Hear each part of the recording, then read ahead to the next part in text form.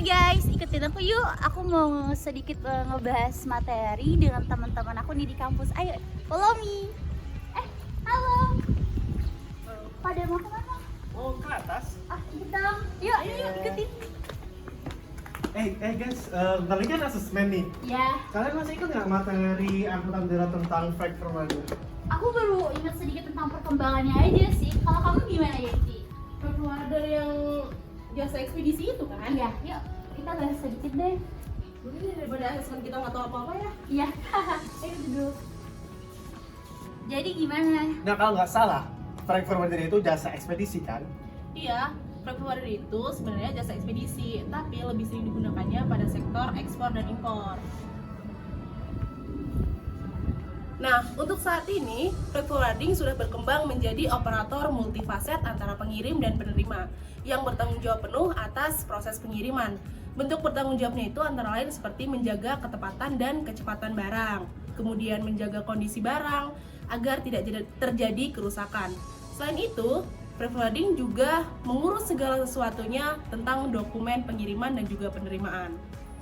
Pada angkutan udara sendiri, freight forwarding akan bertugas ketika pengirim menyerahkan barang, yang kemudian freight forwarding akan mengurus dokumen pengiriman seperti tiketing, biaya kargo, juga kepabeaan. Nah, setelah semua dokumen yang kurang lebih berjumlah 30 tersebut akan siap, selanjutnya barang akan dikirimkan kepada negara tujuan.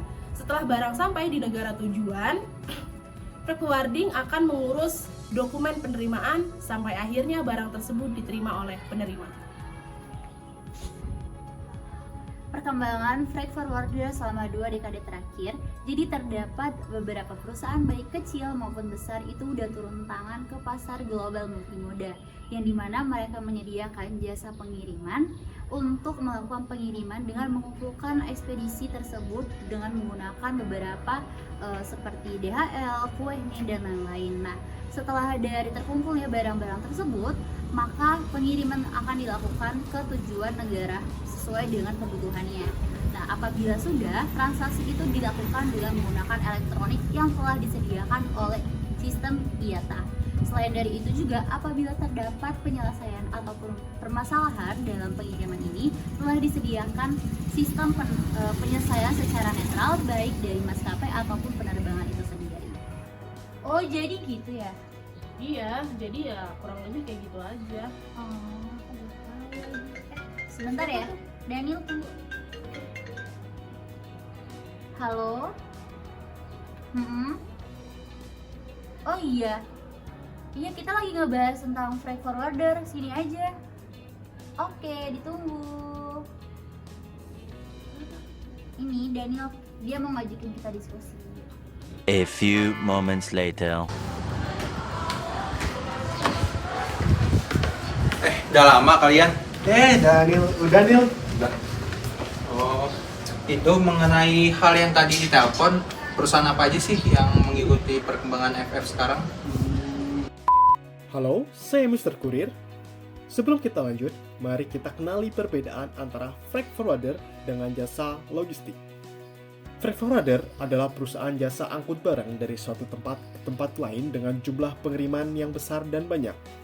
Jasa freight forwarding bisa menangani berbagai jenis proses pengiriman, mulai dari penyimpanan barang, packing, armada pengiriman, pengurusan dokumen pengiriman, hingga memastikan barang sampai ke penerima dengan aman. Jasa freight forwarding umumnya digunakan dalam bisnis ekspor-impor, yang pengirimannya melibatkan dua negara yang berbeda. Jasa pengiriman ini juga biasanya memiliki jaringan freight forwarder yang tersebar luas dan bekerja sama dengan negara-negara tertentu. Jasa logistik merupakan perusahaan yang menyediakan layanan pengiriman dalam skala kecil, menengah, maupun skala besar. Jasa logistik melayani berbagai jenis pengiriman, seperti pengiriman darat, laut, udara, atau bisa juga menggunakan kereta api. Tidak hanya itu, jasa logistik juga melayani pengiriman antar kota, antar provinsi, hingga antar pulau. Jasa logistik biasanya memiliki satu kantor pusat dengan banyak gudang yang tersebar di berbagai wilayah. Lantas, apa perbedaan mendasar dari jasa logistik dan freight forwarding? Yang pertama, berdasarkan layanan pengirimannya. Jasa logistik memiliki layanan pengiriman yang bersifat lokal. Layanan yang ditawarkan biasanya hanya berkisar durasi pengiriman, tarif pengiriman, jalur pengiriman, serta jangkauan pengiriman.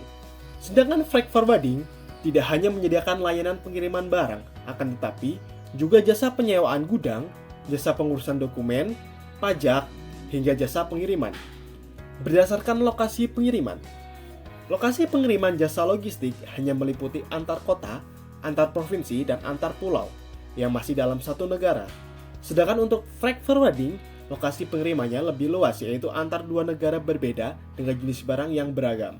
Berdasarkan jumlah muatan, jasa logistik hanya menerima pengiriman barang dalam jumlah tertentu yang tidak lebih dari 10 ton. Sedangkan tugas freight forwarding hanya melayani pengiriman dengan jumlah muatan minimal 10 ton. Nah, seperti itu teman-teman perbedaan antara freight forwarding dengan jasa logistik. Saya Mr. Kurir, sampai bertemu di video selanjutnya. Untuk menjawab pertanyaan dari teman kita tadi, ada salah satu contoh perusahaan yang berbasis di Eropa, yaitu ada Wellman World Wide Logistics, yaitu sebuah industri logistik yang sudah berdiri sejak 1871. Meskipun dunia industri logistik terus berkembang, namun pada dasarnya prinsip dari logistik itu adalah mengirimkan barang dari titik A ke titik B. Untuk perusahaan logistik ini juga menyediakan layanan seperti pemuatan di atas secara langsung, kemudian penyewaan secara setengah maupun full kontainer dan sebagainya. Nah, Hellman memberikan contoh juga sebagai layanan pengiriman udaranya melalui kemitraan dan peritel fashion global yang berbasis di Amerika Serikat. Perusahaan ini menerapkan pemikiran lean dan mengoptimalkan proses rantai pasok untuk mengirimkan lebih dari 1 juta kilogram di Inggris dari gudang pelanggannya di Amerika Serikat. Kemudian juga Hellman telah menyederhanakan operasinya untuk mengurangi biaya overhead. Nah, sebagai kesimpulannya, Hellman World Wide Logistics ini merupakan contoh evolusi dan adaptasi industri logistik dengan fokus pada mengadopsi kemajuan teknologi, berinvestasi dalam bakat, dan menyediakan layanan personal. Hellman terus berkembang sebagai penyedia logistik global dalam lingkungan yang kompleks dan kompetitif. Oke, sekian penjelasan dari freight forwarder dari kelompok kita. Jangan lupa nonton video lainnya ya. Bye-bye!